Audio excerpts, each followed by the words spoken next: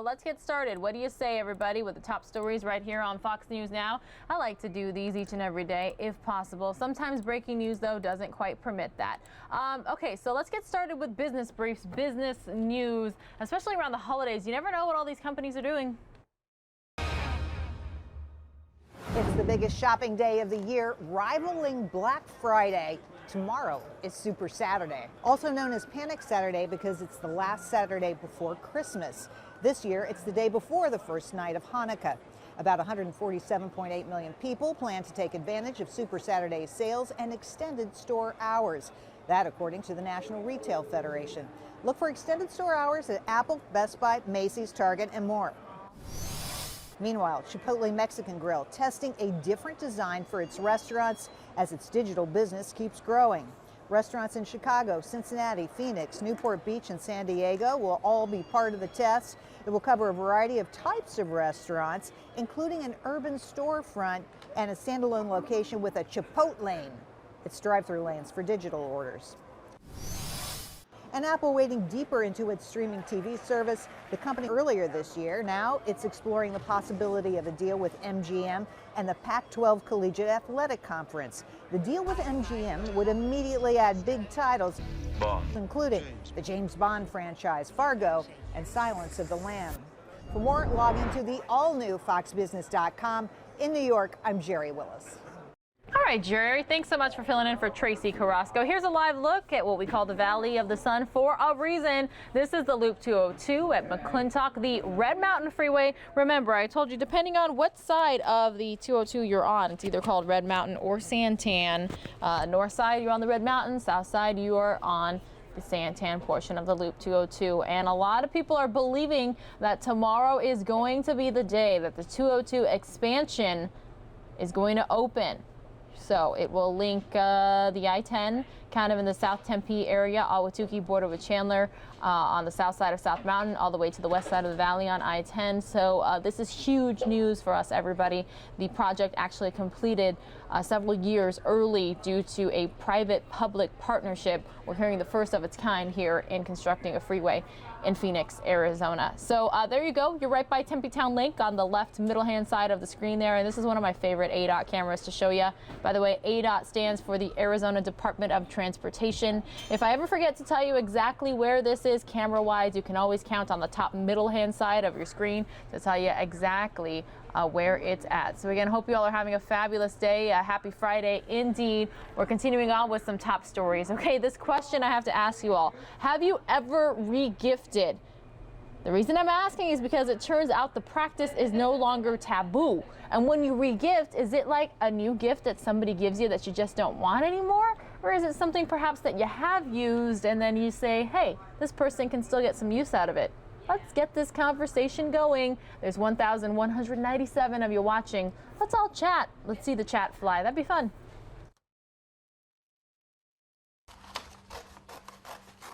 Many shake their heads in disappointment at the mere thought of wrapping up a gift and simply giving it away to someone else. Gift is given by heart, so whatever it is fine. And I don't think it's appropriate to give to somebody else. But according to a study published by the Association for Psychological Science, regifting is more socially acceptable than one would think, and people actually overestimate the negative consequences. I think regifting's a great idea. The study found that gift receivers thought the original gift giver would be more offended than the original gift giver actually felt. In other words, there's likely nothing to be ashamed about in the first place. I've gotten things before that were much better suited for my sister or my mom or a friend, and so I regift all the time. Etiquette expert Thomas Farley, also known as Mr. Manners, agrees. He says there's nothing wrong with regifting as long as you follow some simple rules and do it thoughtfully. The idea is something that you don't love, but you know you've got somebody on your list who will absolutely love it. That's the ideal candidate for a regift. Now, when it comes to regifting, a couple of things to keep in mind. You've got to make sure that the item has all of its original tags and packaging, and that it hasn't already been worn or used. Another reason to help break the taboo of regifting is the original gift givers would much rather see their present go to good use than watch it get tossed in the garbage. We had a couple things that we got, weddings. It got passed around the family a few times. We gifted it a couple times around. So if you get a gift you're not ecstatic about this holiday season, pass it forward. Chances are it'll be just as merry. Reporting on the Upper West Side, Briella Tomasetti, Fox 5 News. All right, a couple things about that story. First of all, she said if you're going to re-gift, it's got to be in all of its original packaging with the tag still intact and everything. And second of all, she said if, you don't like it, re-gift it instead of throwing it out. What about donating it to a good cause, whether it's Goodwill or Salvation Army or the like? You don't necessarily need to throw out things all the time, right? All right, we're taking a live look at the U.S. Capitol in our nation's capital, Washington, D.C. A lot of activity on Capitol Hill this week. Things are definitely starting to cool down as a lot of congressmen and women are heading home for the holidays, taking their break, getting to enjoy Christmas and New Year's, many of them, and then they'll get back to work in 2020. And we'll have it all covered for you right here, as well as the Senate trial, which is upcoming at some point, we know. You'll be able to watch it all unfold right here on Fox News now. All right, continuing on with our top how now, brown cow, right? Continuing on with our top stories from across the country. These next two are about the flu. First, the CDC is saying that it's on the rise, and then we're going to head on over to Minnesota, where they're saying it's just rampant right now. Flu season this year is in full swing and is showing no sign of slowing down. The Centers for Disease Control and Prevention says more than 23,000 people have been hospitalized across the U.S. and more than 1,300 have died from the flu so far this year. Yeah, we have half of our hockey team that was out of school today because the strep throat and flu-like symptoms. But the CDC says there's an unusual twist to this flu season. They're seeing more cases of the influenza B strain, which hits children particularly hard and generally isn't seen until late winter or early spring. So we have seen this before in the 90s and in past flu seasons, but usually we would see the influenza A predominate early in the season. The CDC is reporting increased flu activity in every state except Alaska, and 23 states have experienced widespread flu activity. Doctors in those states warning parents against self-diagnosing family members as the flu spreads. People talk about colds and the flu in one phrase. People have the sense that, oh, the flu is just like a bad cold. And I think that's the problem. It's still too early to tell if this season will be worse than others, but doctors and public health officials are urging the public to take every precaution. And most say the flu vaccine is the best way to keep kids safe from influenza B. Get your children vaccinated. It is not perfect, but we shouldn't let the perfect be enemy of pretty good. Flu season is expected to peak between December and February and end in early spring. In Atlanta, Jonathan Seri, Fox News. It seems Minnesota schools are being hit the hardest as influenza B targets young children. Some schools are reporting as many as 1/5 of their students are missing from classrooms. So we have seen this before in the 90s and in past flu seasons, but usually we would see the influenza A predominate early in the season. Health experts say the B strain usually pops up in the spring, so there's concern another dangerous strain of flu is lurking around the corner. The health department said Thursday that flu is now widespread in the state, meaning cases have now been detected in every reporting region in Minnesota. Schools and hospital systems like Allina Health are taking proactive steps to reduce the spread of influenza. Extra cleaning sessions in classrooms and banning children under 5 from visiting patients at various Allina locations are now being implemented. Among the 262 hospitalizations so far this flu season, the bulk of those admitted are children. Dr. David Hilden of Hennepin Healthcare says with the holidays around the corner, one of the biggest ways to prevent the spread of flu is to wash your hands and get the flu shot. It's not too late. Get your children vaccinated. It is not perfect, but we shouldn't let the perfect be enemy of pretty good. Well, that was kind of interesting how that played out. Two totally separate stories about the flu and the same soundbite is what we call it there at the end. All right, I'm taking you live to Capitol Hill, everyone. Pilar Arias here with you this Friday afternoon. Hope you all are having a great day, great end to the week. A lot of people said, no, I have never regifted and I will never regift. Shame on you, Pilar. Sorry, I'm just the messenger, just sharing the top story with you all. All right, so we're staying on health news, and on top of that, it does have to do with Capitol Hill, with what congressmen and women did before they decided to break for the holidays. And we are also telling you all that we're going to have President Trump's signing ceremony on this stream, which is why a lot of the 1,458 of you are here. So part of what will be signed today has to do with raising the smoking age. What do you guys think? 21 to buy any sort of tobacco products, just like alcohol? Share your thoughts, because this top story is getting reaction in just that. For high school seniors, the use of e-cigarettes and vaping continues to surge. This week, the federal government made moves to snuff out the soaring rates. With this, you found something where Democrats and Republicans can agree on something at a particularly contentious point in history. With this, as both sides head into an election year, they want to show they can get stuff done along the way. Congress passed a $1.4 trillion spending package Thursday to avoid a government shutdown. And included in the nearly 1,800-page proposal was a provision raising the legal age to buy tobacco products nationwide from 18 to 21 years old. I feel like it's a good thing because, like, even at 18, like, you really don't have the comprehension of the effects of, like, tobacco. Advocates say the increased smoking age will cut down on youth tobacco use and save thousands of lives. I think it's a fabulous idea. Anything we can to discourage young people from smoking is very productive from my standpoint. Teen vaping has been under government scrutiny in recent months. In September, President Trump proposed banning flavored e-cigs after an outbreak of deadly lung injuries connected to illicit vaping products. Now, all that's left for the new smoking age to become law is Trump's signature. The president has indicated that he will in fact sign this. You can look for that happening very quickly, perhaps by Friday, and then some 9 months later at that point, this is when the age would officially rise to 21. All right, a lot of you News Nowers are saying it's a great idea. I am the question lady, and I like to get your answers, especially when there's so many of you watching. Now we've jumped to 1,572.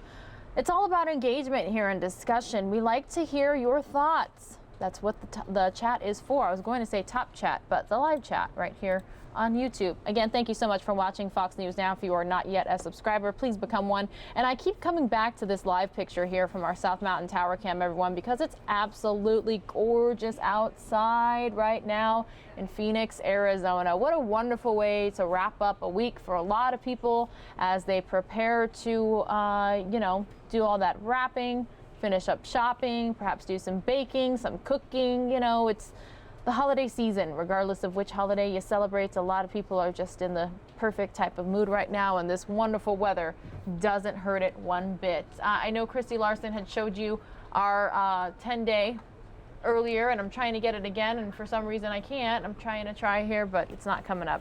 Darn. Pretty much, essentially, we're going to have great weather this weekend. So big thank you to all of you here. Somebody said on the YouTube chat, reporter lady, I appreciate you. My name is Pilar Arias. I am one of 3 News Now hosts. You got me, Mike, and Christy each and every day. So again, thank you so much for being here. Let me know what you're going to do this weekend. And man, we keep jumping in viewership. So thank you all for sharing. Big round of applause for you guys. You can probably hear me clapping there. We now have 1,655. No doubt a lot of you waiting for that President Trump signing ceremony. Don't worry, you haven't missed a thing. We'll have it for you right here. Okay, so continuing on with our top stories, this next one is about a boy with disability scoring a basket during a game. Kevin Torres reports. It's an amazing school. At Florida Pitt Waller Middle School in Northeast Denver, Airball. You'll find plenty of students having a ball. Car with the bucket. Especially when they get to play against their rivals. David, you're a backboard abuser. The boys basketball team over at Dr. Martin Luther King Jr. Middle School. So it's always a big game, always a rivalry, always fun for both sides. Hit that step back. Both teams consist of talented players. Keep on shooting, Mark. But on MLK's team, they've got Mark Hewlett. I just love it. I just love it, man. Mark is a student with a disability who's played basketball since his days in elementary school. Yeah, 4th grade, because that was when I started playing basketball with him. In fact, he used to play with a couple of the kids on his rivals' team. Our students really love him on the team. Mark doesn't get to play too often, So when the big rivalry game happened this Tuesday, a lot of folks were surprised to see what happened at the end of the game. It was organic. It definitely wasn't expected. As Florida Pitt Waller wrapped things up with a 49-27 win, Mark's teammates at MLK threw him the ball. The crowd was overheated. When he missed that shot, a player on the competing team tossed it back. We just wanted him to score very badly like all the fans wanted to. Right as the buzzer was about to go, he put up a shot, made it, and you wouldn't know who won the game. We all thought Mark won the game at that point. It was awesome. True sportsmanship, brought to you by a group of amazing 8th graders. I just wanted him to achieve his dreams. In Denver, this is Kevin Torres, Fox 31. All right, everyone. I did try to warn you ahead of time that stream there was going to get pretty loud with that story. We do our best here to try to control the audio from the News Now set, but sometimes it's not under our control. And when loud noises come up like that one, I try to warn you all as best I can. So continuing on, where you live or where you have traveled in your lifetimes, is there a Wawa there? I know it's mostly an East Coast thing. Have you ever shopped at a Wawa? W-A-W-A, Wawa. I first learned about it from my friend who lives in Philadelphia, so I know that it exists. I've never been to one though. Turns out there was a pretty bad data breach involving the retailer, and now we're getting some customer reaction. They're not really stealing from Wawa, they're stealing from the people. A major hack on Wawa payment servers has some customers feeling uneasy. Nervous? Hacked. Luciano Russo says he's more understanding. It can happen with anybody, though. That's the problem. Wawa says customers who paid with a debit or credit card at all Wawa locations may be at risk, specifically your name, card numbers, and the expiration date. You think they'd be able to have, more security protocols, though, building new $1 million Wawas and everything in the areas. According to the company, security teams discovered the malware on December 10th. It was fixed 2 days later, but it was possibly planted all the way back on March 4th and present in most store systems by April 22nd. It's scary on how long they had the information from March to now, so it's no telling who is actually jeopardized with it. It's why Marcus Johnson says he only pays cash for his coffee. Cash is just quick, boom, boom. Cyber expert Anthony Mangaluzzo urges customers to act now. There's no way to actually protect ourselves in this thing, but what I do always recommend for everyone is credit monitoring. Andre O'Brien says he'll be back at Wawa with a different way to pay. They're going to get a lot of cash from me at this point. I just can't risk it, I have a family. Oh man, speaking about paying with cash, a lot of people are having to pay for gas with cash these days due to all those skimmers everywhere. I know when skimmers first came out, they were like on ATMs, and then people started moving to gas station terminals, and it's just absolutely sad how many crooks are out there trying to steal hardworking people's monies, right? So you always got to be on the lookout. One piece of advice I can offer you all, a little bit of history about Pilar areas here. I used to be a personal banker, and I'm not going to say which big bank I worked for, but so one little tip of advice. When you go to get gas, if you are going to use your card, run it as credit instead of debit, even if it is a debit card. And that's because whoever your card is through, so say it's Visa or MasterCard or American Express, Amex for short, if you were to get a fraudulent charge, and it's not just at gas stations, but if you were to get a fraudulent charge, not only are you going to be backed by your bank, so whoever your bank is, but you will be backed by whoever the card is through, Visa, MasterCard, American Express, Discovery, and the like. So just a little tidbit of advice there. Take it with a grain of salt. Feel free to try it out if you'd like, or don't. It doesn't matter. I just wanted to share my past experiences with you there. We were taking a live look here at Times Square, New York City, where no doubt tons of people are spending money this Friday afternoon. 12:49 here in Phoenix, Arizona, which means it's 2:49 out there. But again, I hope you all are having a great day. There's now currently 1,816 of you watching. Viewership just keeps climbing. It's a great Friday. Big thanks to Christy Larson for filling in for Mike Page since, well, she's been doing the show since Tuesday, and it's just been so great to see, now that we have 3 News Now hosts that can do any of the shifts that we have, and our stream is normally 13 hours a day, Monday through Friday, from 9 a.m. to 10 p.m. Mountain Time, but that time has been slightly skewed right now due to the fact that it's the holidays, and we're taking some vacations just like everybody else, right? So continuing on with our top stories, I've got 4 more ready to go for you. This next one is also in the holiday spirit. It's about police handing out ornaments instead of tickets. So we'll actually be stopping this car in front of us. for a registration violation. It's somewhat of a routine traffic stop. It starts out normal. Good evening, sir. Do you have a license, registration, insurance? But in the end, the driver gets a pleasant surprise. Due to the holidays, we're going to be giving you an ornament to hopefully hang on your tree. Tonight, we rode along with Bensalem Township Police for a holiday mission they hope will put them closer to the community. Instead of handing someone a ticket when they're trying to pay the bills for the holiday gifts, we're able to give them a little bit of a break and just remind them that we're human too. Patrolman Stephen Ames says they're pulling over drivers for violations, but instead of a ticket, they get a verbal warning and this Christmas tree ornament. We're going to look for any type of vehicle violation, headlights, stop sign, red light. This woman was pulled over on Street Road for a driver's side brake light out. Her first reaction, Holy crap, this never happened before. But once she realized she was getting a break and a gift, I think it's awesome. it was the same for Momin Muhammad while taking his friend home. A headlight out. No ticket, just an ornament. I was so scared. I wanted to go home, but I had to drop him off. I was like, I'm gonna make you take an Uber. He said, no, just drop me and nobody's gonna stop you. But I'm lucky that he didn't give me a ticket. This way keeps cars visible, but at the same time, we're giving out ornaments instead of tickets. Kind of goes back to the community, cuts them a break this holiday season. Well, it certainly looks like the Dow Jones Industrial Big Board is in the holiday spirit. Nothing but green on there today. Pretty nice, right? Great way to wrap up the year, the week, the month. All sort of new beginnings coming for lots of people. A lot of people look forward to the new year. Feel free to let me know, not just your Christmas plans, but your New Year's plans if you already have them. I saw something like DJ Pauly D is going to be out here at Westgate, so that's the west side of the valley, and there's plenty of other events. I heard something about one of the major casino resorts out here in the valley is throwing like an around the world New Year's Eve party where they're doing like 3 different like countries or themes or cultures.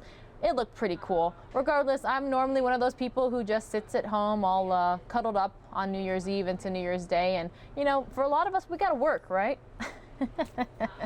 All right, so a few more top stories ready to go for you. This next one is about a man arrested for harboring runaway kids. So, yes, I've been trying to bring you the happy, feel-good news of the day, health-related news, but we've got serious news, too, right here on News Now. The Jacksonville Sheriff's Office says 34-year-old James Abbey was harboring children who ran away from home. JSO says he didn't notify their parents or the police. It's just sad that it just happened so close to home. I'm just in shock. Peggy Alford lives near this vacant bowling alley on Harts Road near Dunn Avenue. JSO says it's one of the 2 locations where Abby was doing this. They say the other was an abandoned high-rise on Clark Road about a mile away. The report is heavily redacted but lists 2 victims. Why would he harbor 2 kids? That's just, it's not right. That high-rise is dark and desolate, fenced in and protected with barbed wire. After learning what Abby was allegedly doing, JSO says an officer saw Abby, who's homeless, walking near it Monday and arrested him. They were told Abby was known to have a gun and was telling kids he's a retired police detective, but there's no evidence of that. It's hard to believe. It's very hard to believe. Tonight, Abby faces 2 misdemeanor charges related to aiding and sheltering minors. Another live look right here in Phoenix, Arizona. I'm going to play these next 2 top stories back to back. So this next one is about Florida deputies donating toys to a single mom. And then after that, we're going to be taking a look at an upgrade to some snow plows. Yeah, snow plows. All right, here we go, everyone. Christmas came early for the Green family in Tamarac Thursday. Say thank you to everybody. Thank you, everybody. It almost didn't come at all. Last week, Sade Green was eating at this IHOP and somehow lost her wallet.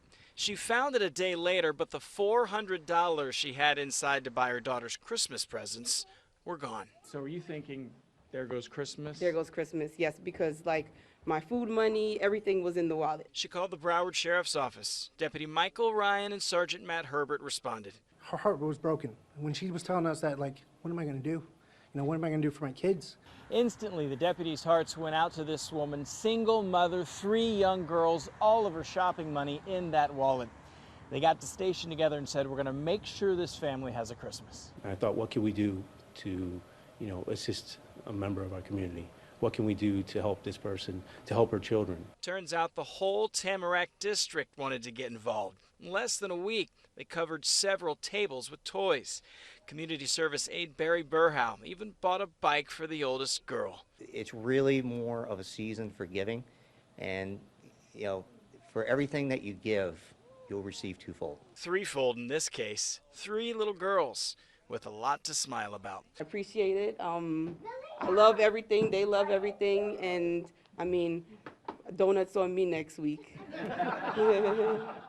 In Tamarac, Brandon Byer, 7 News. UDOT just added some of these LED light strips to some of their snow plows. It's just the latest in a long list of improvements since Utahns first started trying to get snow off of our roads. Clearing Utah roads has always been an important job. Just how they do it has changed. This is how Utah roads used to be cleared in the early 1900s. We've come a long way since then. Creature comforts, everything's push button, switches, nice cabs, comfortable ride. But even just 15, 20 years ago, the plows didn't look like this. Jake Brown remembers some of those rocky rides. We'd have to get out and pull the motor, and then you have to hurry and get in and drive and hope you didn't stop too long anywhere along the road or get a pile of salt. Ben Lundgren has been doing this for about 15 years. The biggest change? A lot of technology. These plows allow the drivers to decide things like how much salt to drop and when to put brine on the roads. And the latest addition, these LED light strips. Even in the daytime, you can see it here with the sun shining on it. Brown says UDOT has had some issues with plow drivers getting hit and people not being able to see well. So the hope is that this will help. Visibility is always a hard part driving those plows. It's not an easy job, but these guys agree. The improvements certainly make it more enjoyable. I think I'm here to retire. This is just a pilot program, so UDOT will be watching to see if these are effective and if they want to add them to more snow plows. In Cottonwood Heights, Sydney Glenn, Fox 13 News, Utah. This is a Fox 10 News Alert. All right, everybody, a couple things to tell you. Here in just moments, we are expecting an update from Austin police in regards to the mother who was found dead and her newborn child found alive. So again, we are waiting an update from police here in just moments. But another news alert I have for you, which is why I just aired that little thing that makes those noises. We are hearing that the Los Angeles Sky Fox, our sister station, Fox 11 LA, is headed to a potential pursuit. Potential pursuit meaning police chase. They're saying they're about 10 to 13 minutes away, so as soon as they get to the scene, once they confirm it as a police chase, we'll bring it to you right here on Fox News Now. We also have another live event coming on here. I believe it's an Amy Klobuchar Road to 2020 campaign event as well. So lots of moving pieces here this afternoon coming up right here on 1 o'clock here in Phoenix, Arizona, 3 o'clock Eastern. So tons of things to cover for you. You are in the right place watching Fox News Now. There's 1,956 of you watching. Again, lots of moving pieces. So thanks for your patience and understanding. I'm going to take you to Austin. When and if that police chase comes out in LA, I'll take you there as well.